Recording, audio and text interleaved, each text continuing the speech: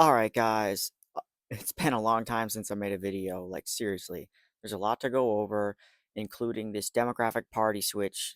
And the screenwriter politics is basically Aaron Sorkin uh, predicting that the Republicans would basically vote for Kamala, but he didn't really say that exactly. And I have the Israel Gaza versus the rest of the Middle East situation.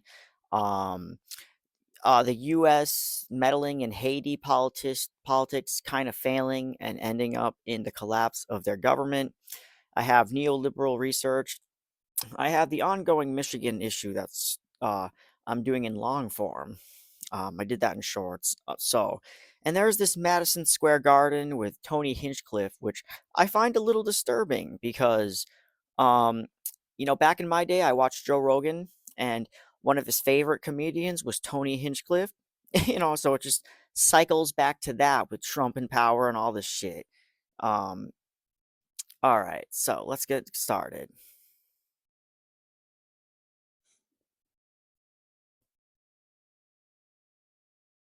So,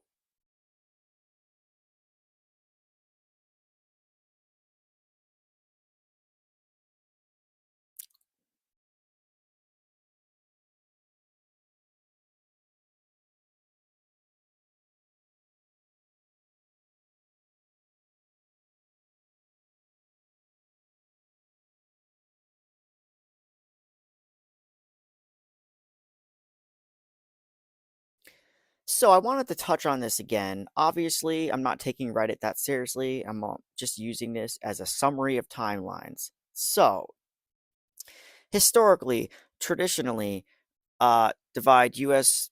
political history into six-party systems, with parties representing different things at different times.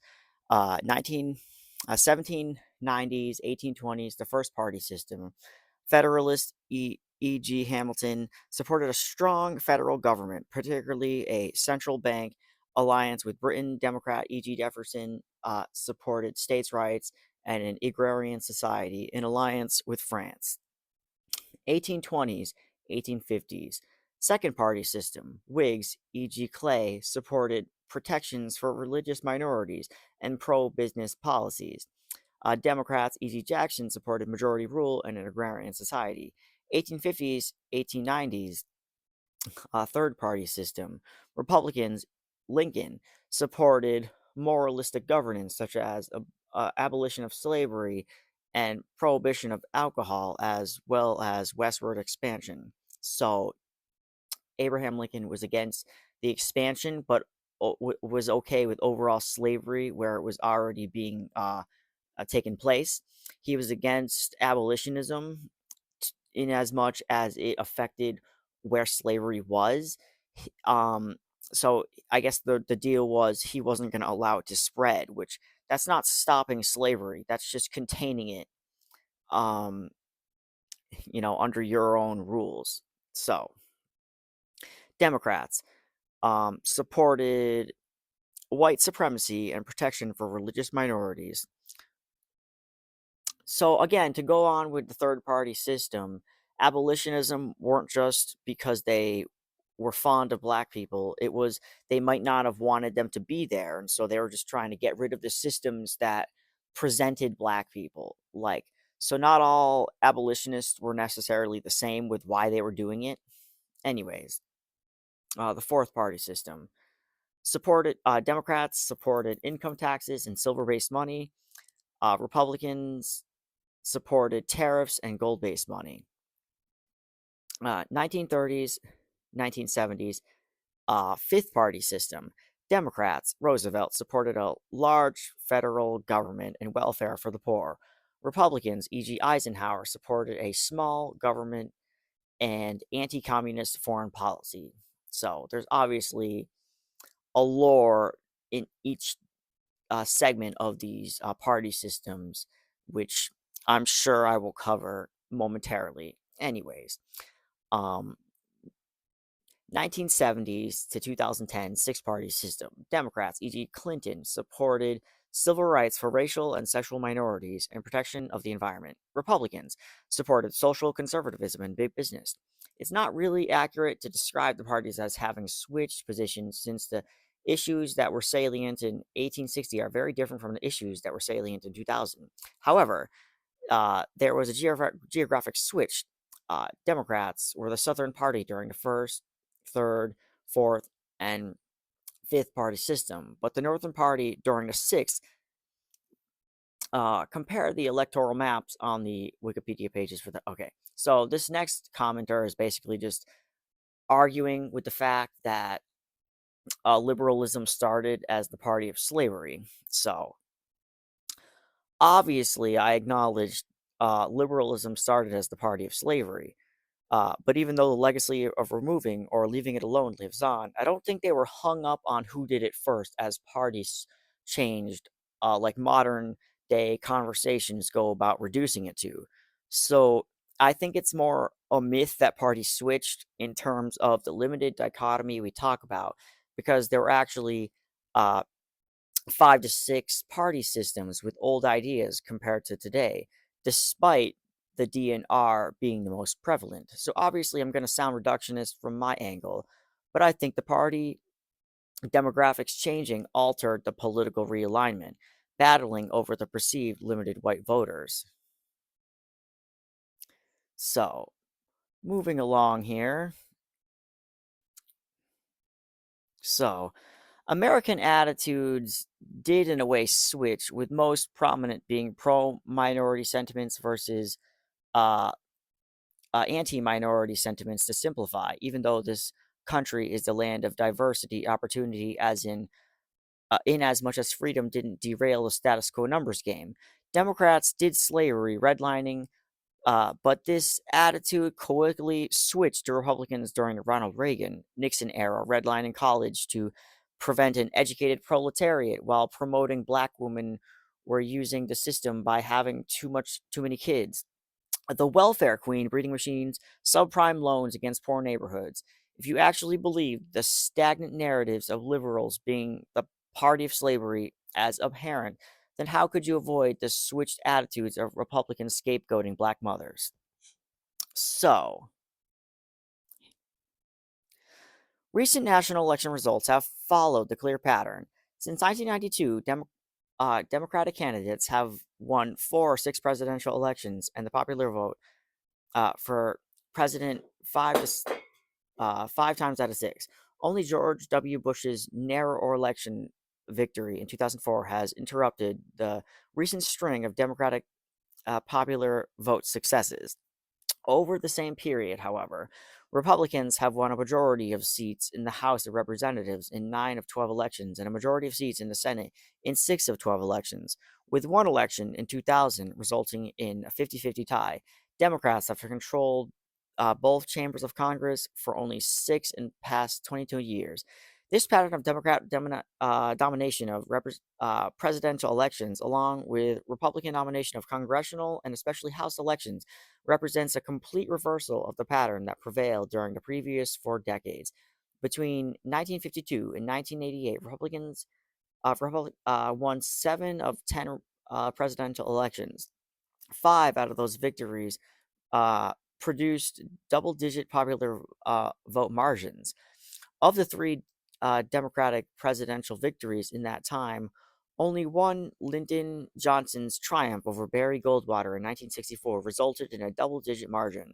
During this era of Republican domination over their presidency, however, Democrats won a majority of the seats in the House in 17 of 18 elections and a majority of seats in the Senate in 14 of 18 elections. Democrats controlled both chambers of Congress for 34 of the 40 years from 1945 through 1994. 2 new books, Tom Scaller's The Stranglehold, How Republicans Captured Congress but Surrendered the White House, and Matt Barreto and Gary Segura's Latino America, How America's Most Dynamic Population is Poised to Transform the Politics of the Nation. Each tell part of the story of recent trends in American electoral politics. Scholar, a professor of political science of the University of Maryland, Baltimore County and political columnist for the Baltimore Sun, attempts to explain the dramatic shift in party fortunes since 1980, arguing that growing domination of the GOP by its congressional wing and especially its increasingly conservative House caucus has damaged the Republican image among younger voters, women, and minorities, thereby undermines its ability to compete in presidential elections. So, keep in mind that before the Trump election, it was all about trying to mainly take out Roe. And so, Barreto and Segura, professors of political science at the University of Washington and Stanford University, respectively, uh, and the principles of Latino decisions, widely considered the nation's leading Latino-oriented polling firm focused on the rise of the Latino electorate since the 1980s. Their work also sheds considerable light on broader electoral trends described by Scholar, especially Democratic successes in recent presidential elections. The transformation of the Republican Party. In his book, Whistling Past Dixie, Tom Scholar argued that Democrats could win the White House only by writing off the South and nominating a progressive candidate who could unite a now coalition of white liberals, African Americans, Hispanic, and union members.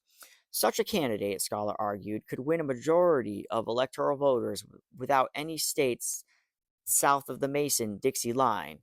It was a provocative thesis that appealed to many liberal Democrats unhappy about the influence of the centrist Democratic Liberal Leadership Council during the Clinton years.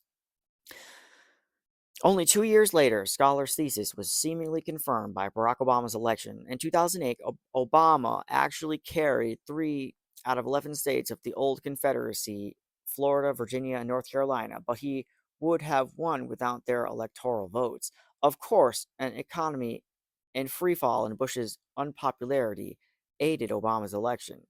It is far from clear whether a liberal Northern Democrat, especially an African American, would have won the presidency under clear, favorable circumstances. Nevertheless, Obama's reelection in 2012 by a reduced but still decisive margin in the popular vote seemed to confirm Scholar's thesis that Democrats no longer needed to nominate moderate Southerners like Jimmy Carter and Bill Clinton to win the presidency. With a stranglehold, Scholar has produced another book about recent trends in American electoral politics that will undoubtedly provoke considerable debate among both scholars and political practitioners.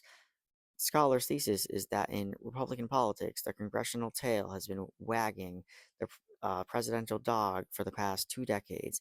During the last 1980s Republican congressional leaders, most notably former House Speaker Newt Gingrich, developed a strategy for winning over conservative white voters in the South and elsewhere who had been voting for Republican presidential candidates like Richard Nixon,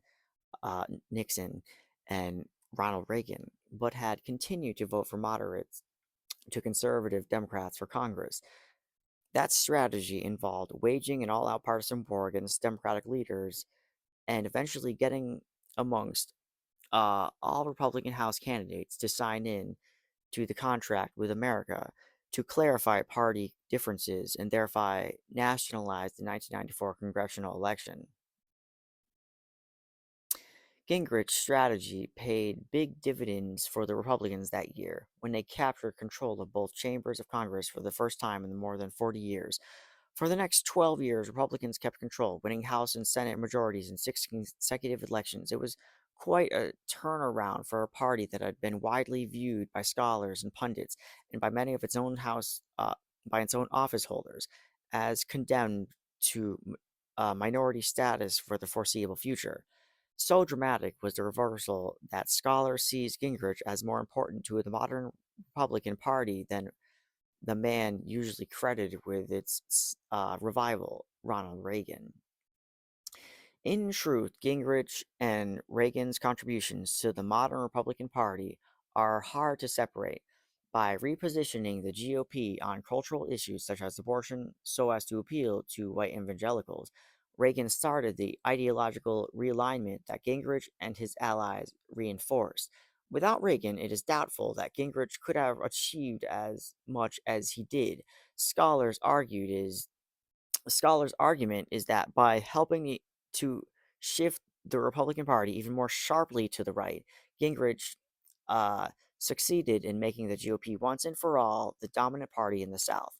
What the Gingrich what the Gingrichites did not foresee, however, was that the growing conservatism of their party would alienate large numbers of moderate to liberal Republicans and independents in the Northeast, the industrial Midwest, and the Pacific Coast, contributing to a gradual realignment of many states in those regions.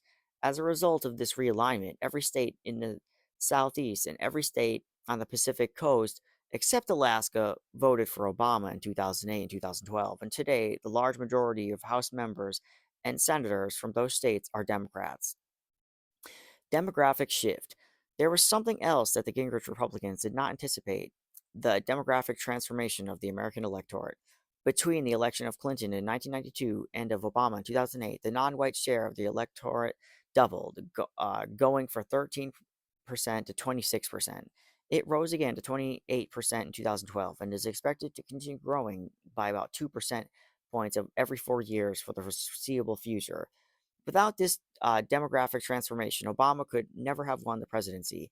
His performance among whites and non whites in 2008 would have made him a decisive popular vote loser if the demographic makeup of the electorate had been the same in 2008 as it had been in 1992.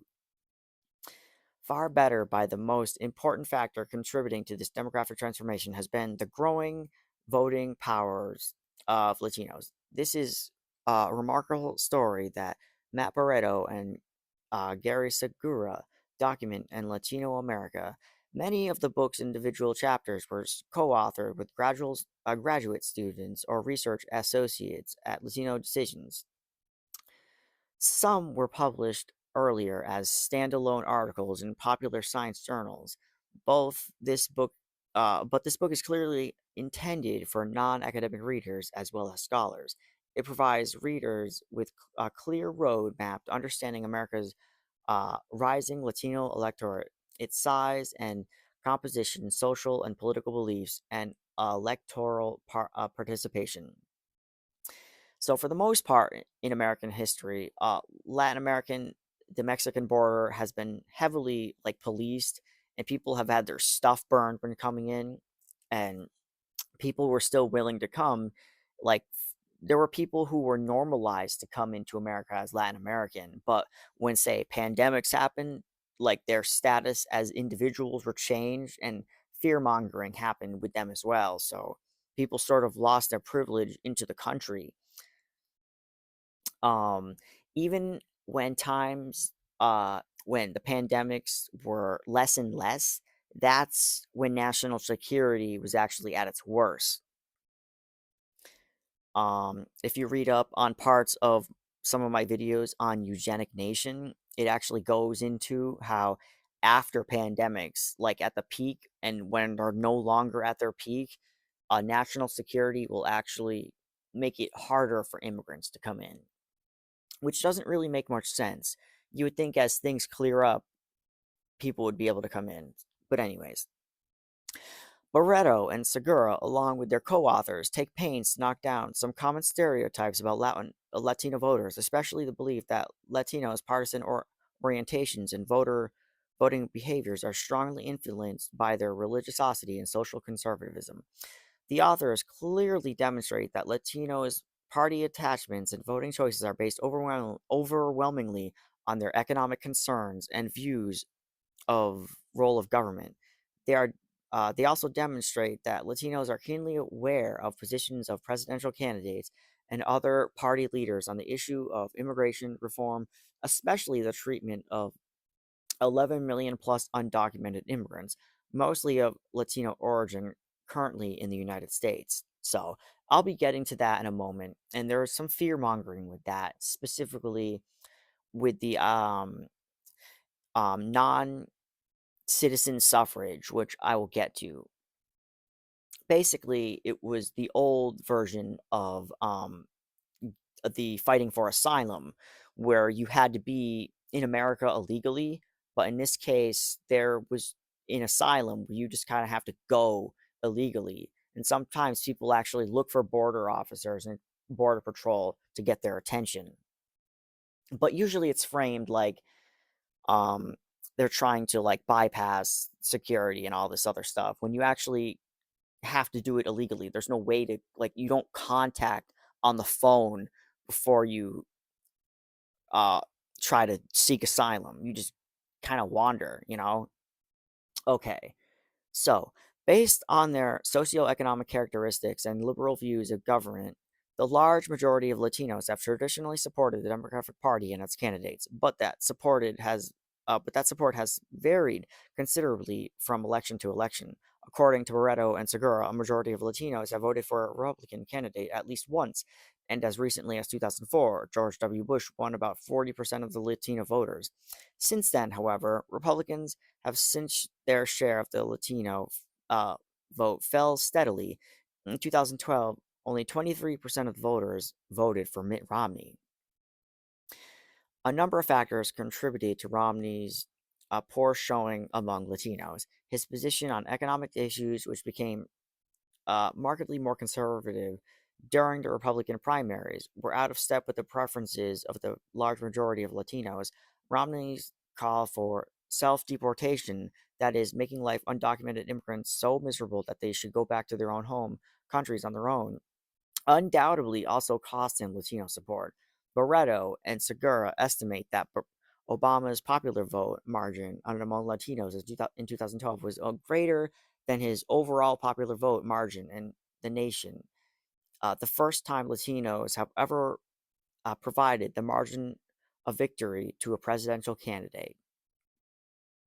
Romney's weak showing among Latinos was a clear warning sign to Republican leaders and strategists.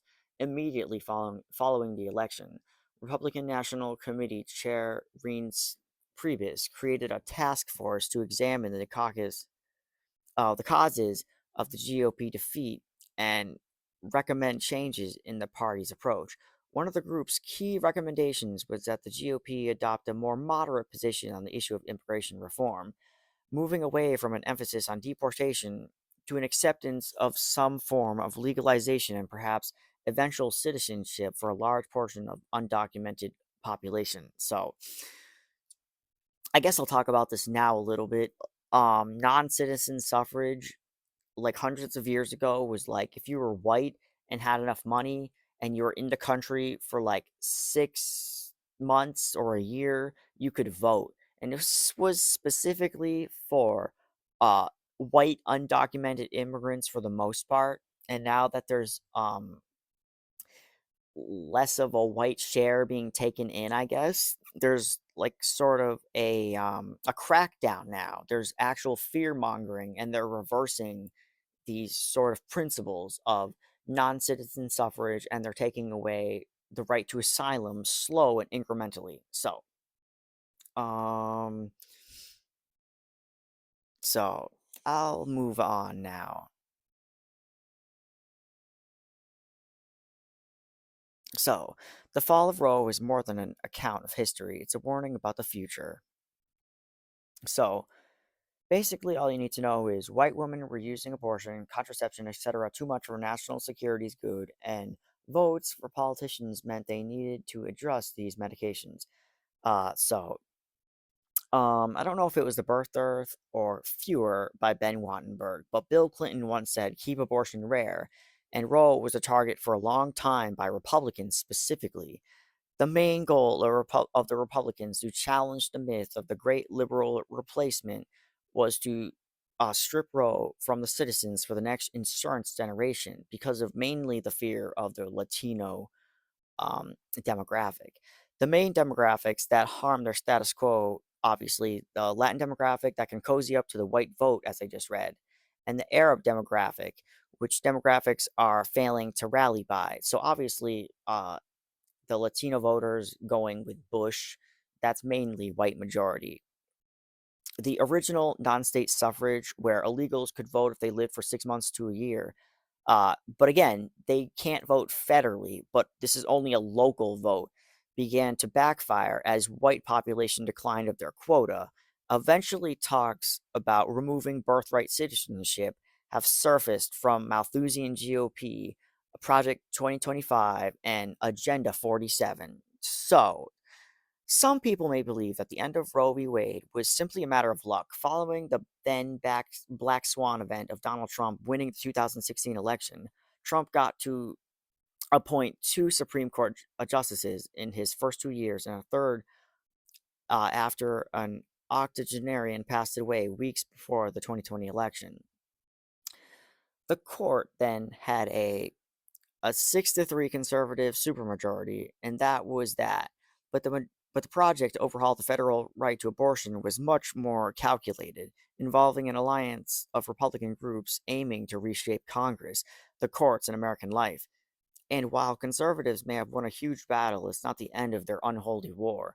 That's the that's the New York Times reported Elizabeth Diaz and Lisa later tell in their new book, The Fall of Roe, a deeply reported account of the machinations of anti-abortion activists and lawmakers to reverse the 1973 ruling that reshaped both society and women's lives.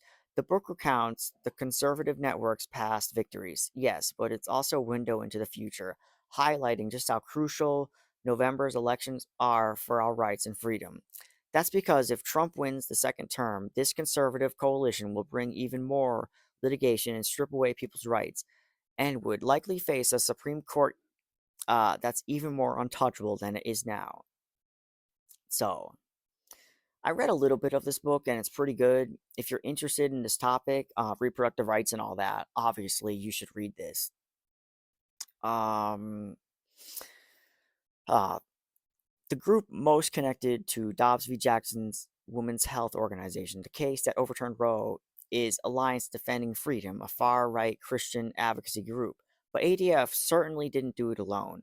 Per Diaz and Lehrer, correspondents on religion and politics, respectively. In many ways, two other organizations laid the groundwork for this victory. The Federalist Society, a judicial group that drafted a list of Trump's Supreme Court nominees, judges Trump said were opposed to Roe, and Susan B. Anthony's Pro Life America, an anti abortion political group with an affiliated PAC. So it's fucked up that Republicans are bringing up Susan B. Anthony because the Florida Board of Education, aka Republican, are talking about the benefits of slavery, and Susan B. Anthony was an abolitionist against slavery. So I haven't really read any of her work, and so I don't know the context of her abolitionism, but it's totally against anything these fucking Republicans stand for. Okay, so, and they're all funded with massive amounts of dark money, including with billionaires like the Koch brothers. The 30,000-foot view is that these groups work together to draft and pass the unpopular state law and have conservative lawyers defend them in front of friendly judges who have been confirmed to lifetime appointments by Republican senators. The network could use this playbook on any number of issues in the future. ADF wrote Mississippi's 15-week abortion ban at issues in the Dobbs litigation. Diaz and Lehrer report that a conservative Wisconsin lawyer suggested crafting a ban at exactly 15 weeks, basically as a dare for abortion rights proponents to challenge it, believing the Supreme Court could find the ban reasonable and gut Roe without fully overturning it. The lawyer, Misha Teshlin, allegedly floated the idea at a Trump victory party hosted by the Federalist Society chair Leonard Leo, and then someone connected to IDF heard it, and the organization had Seitlin present his theory at a July 2017 ADF summit. This story shows that the conservatives picked 15 weeks not because of emerging medical research, but because abortion rights activists had chosen not to sue over previous 20-week bans designed to challenge Roe. Okay, then. ADF drafted a model bill, identified states that might pass it, and that had anti abortion attorney general who would defend it, and started talking to lobbyists. Then Mississippi Governor Phil Bryant signed the 15-week ban into law in 2018, and litigation began. By the time the Supreme Court was considering taking the case, it was early September 2020. Then Justice Ruth Gator Ginsburg died. And Trump nominated Amy Coney Barrett, giving a 4-5 court a 6-3 conservative supermajority. With three justices appointed by Trump, a president who lost the popular vote, the court agreed to hear the case in May 2021, and the rest is history. That playbook worked for striking down Roe, but the coalition is not done. Diaz and Lira write that ADF in particular will work to restore an understanding of marriage, the family, and sexuality that reflects God's creative order. First, abortion. Opponents think Dobbs is not enough. They want a nationwide ban, starting at egg fertilization.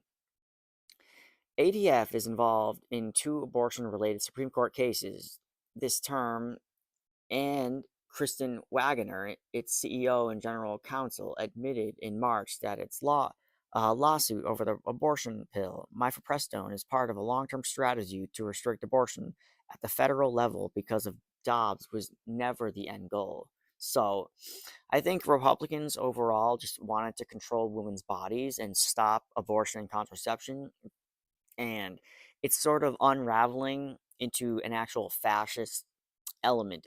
Like, this is becoming more obvious, actually. They're not just stopping at Roe, they're not just stopping at contraception. Like, democracy is actually at stake. And as I'm reading this, election day is tomorrow, so I'm basically voting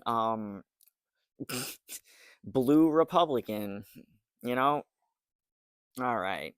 What is a nationwide abortion ban rooted in the view that life begins when an egg is fertilized? We believe that human life is precious, that it deserves protection from conception until natural death.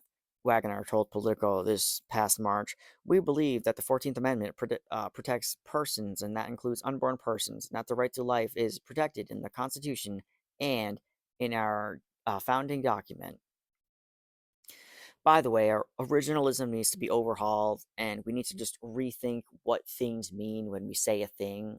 There shouldn't be so much power in a statement and like the waving of a certain symbol. I mean, that's off topic, I guess. All right. The legal theory of personhood from fertilization could also be weaponized against the right to use contraception established in 1965's Griswold versus Connecticut. A president Justice Clarence Thomas called on the court to overrule, though many anti-abortion activists falsely claim that the certain method of birth control are abortions because they are prevent fertilized eggs from implanting in the uterus. Wagner chafed at the suggestion that ADF's positions could lead to restrictions on contraception. She told Politico that ADF has never advocated for limitations on access to contraception. Okay, but that's just where this leads to. While later conceding that it's all about how you define abortion and contraception, I'm getting uncomfortable with the way you're asking questions because the mechanism of action for birth control is different depending on what that birth control is, she said, per Politico. For example, Ella would be considered an abortifacient. Okay, Ella? Okay, I don't know what Ella is. Ella. Oh, sorry. Okay. Getting to that. Ella is an emergency contraception, and no credible doctor thinks it causes abortions. Yet multiple states are already trying to legally reclassify emergency contraception as abortion. Iowa Senator Joni Ernst even explained her vote against the Right to Contraception Act by saying that she introduced a separate bill that doesn't protect emergency contraception. This is an era to watch in the coming months and years. But getting the court to declare fetal personhood might take a while, and a backup plan appears to be trying to resuscitate the Comstock Law of 1873. So, Margaret Sanger, very racist person, by the way, like spoke at KKK rallies. Um, she said that the poor should basically have their population reduced to destroy the rich. As true as that might be, because the rich are needed for the poor to exist, I think in some aesthetical way. It's and by the way, Margaret Sanger fought for like contraception in the male, lucidius, like sexualization, like anything that seemed appropriate. She fought for any of that to be put through the mail. So this racist woman actually fought for a large majority, at least conceptually, woman as an idea. Though she was mainly speaking for white women, I think. Though I think where people stand on Margaret Sanger's politics is pretty contentious, in my opinion. So, all right. ADF is arguing in the abortion pill case that the long dormant and anti-vice law means no one can mail abortion pills to another state, even those where abortion is legal. And in arguments, two justices seemed open to the idea. Anti-abortion lawyer Jonathan Mitchell and the man who wrote the Texas bounty law hunter law that nullified Roe months before Dobbs is working with activist Mark Lee Dixon to pass local ordinance claiming Comstock bans and mailing of abortion pills. And he's deploying the same tactic of pro bono legal representation that ADF used in Mississippi. Mitchell told the nation he hopes to get lawsuits over the measures in front of the Supreme Court as quickly as possible. Mitchell, I must note, is also litigating a case that gutted minors' access to birth control in Texas. Of course, I mean, we saw it like days or weeks after Roe was taken out. This 10-year-old trying to get out of state to find an abortion because a lawyer was justifying that many women face rape and have to give birth to that child afterwards. So why shouldn't she? It's literally so fucked up what world we're living in. Okay. ADF also has its sights set on reversing the 2015 rule establishing marriage equality, but Wagner also seems to uh, resent when journalists ask her about Obergefell versus v. Hodges. That ruling was 5-4, and two of the justices in the majority are no longer on the court. You only need 4 votes out of 9 to take a case. I'm worried, quote, I'm worried you're gonna just use a choice little quote, and anybody that reads that article is going to think I'm abandoning Obergefell, and I'm not, end quote. She told the New Yorker and goes on to say, I think it's wrong and it should be reversed, but I don't wake up in the morning thinking about how to do that. The the group wants to roll back transgender rights in employment. Bostock v. Clayton County, 2020, and expand parental rights, Troxel v. Granville, 2000, so that parents can override the medical needs of their children with gender dysphoria.